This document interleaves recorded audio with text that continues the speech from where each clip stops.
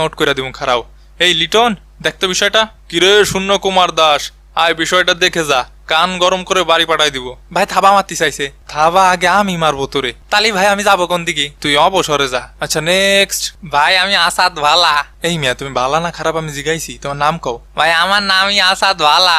বাড়ি কই? ভাই পাপুয়া নিউ গিনিয়া। আমাকে গ্রুপে আছে Uganda, West Indies, Afghanistan, New Zealand. আমি শুনতে চাইছি তোমার গ্রুপে কি আছে, বেশি কথা বলো কেন? ভাই নতুন খেলতে আইছি তো নিয়ম কানুন সেরাম বুঝি নে, কিন্তু সবার কাছে শুনেছি আপনারা নাকি বিশ্বের সব থেকে শিক্ষিত ক্রিকেট টিম।